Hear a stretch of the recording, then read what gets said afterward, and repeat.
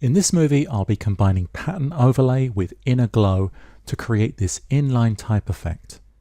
This is the beginning file. Before I do that, I'm going to create an extruded shadow for the type. Now you might think that I would use the drop shadow layer effect for this, but actually that's not going to work. But let me show you why it's not going to work.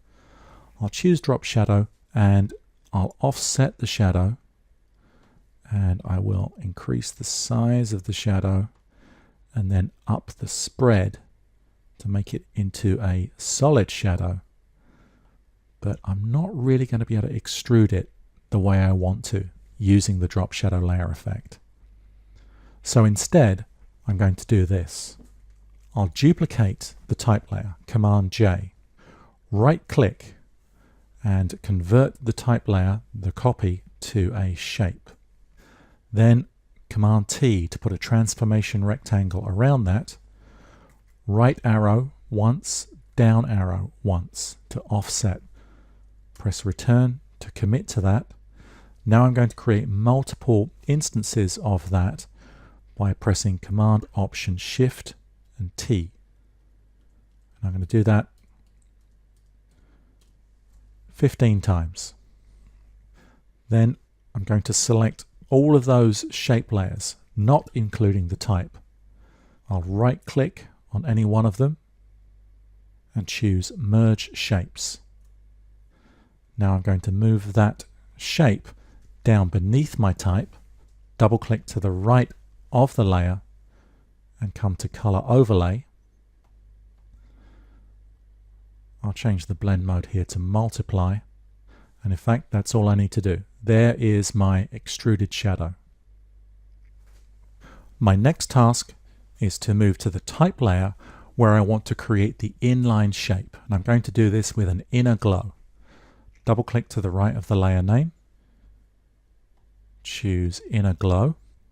Now I need normal to be my blending mode, and my opacity needs to come up to 100. Typically for an inner glow, the source is the edge. In this case, we want it to be the center. And now I'm going to increase the choke and increase the size. I need to make that interior shape as solid as possible, so my choke is going to go all the way up to 100%, and that's going to mean that my size needs to come down to, in this case, 7 pixels. It's going to vary very much according to the typeface that you're using. Now what I want to do is separate this inner glow from the type itself.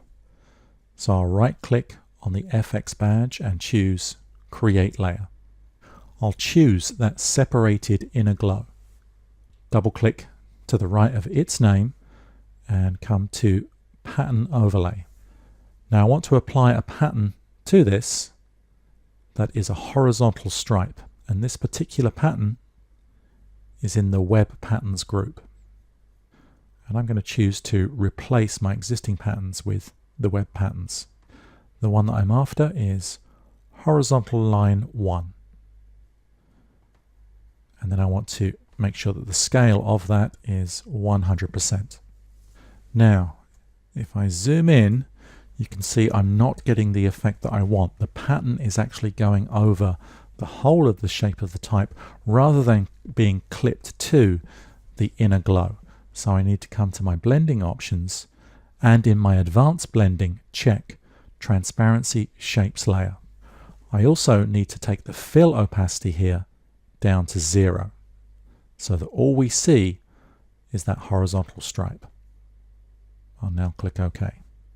Now to finish the effect, I want to warp the type. And the point I want to make here is that my type is now made up of 3 layers. So I need to select these 3 layers, make them into a smart object, and then warp that smart object. Select the layers, right click on any one of them, convert to smart object, Command or Control T. I'll come and click on my warp button, and then I'm going to use one of my warp presets, in this case Arch, and I'm going to bend the type by 20%. And click on the tick to confirm that.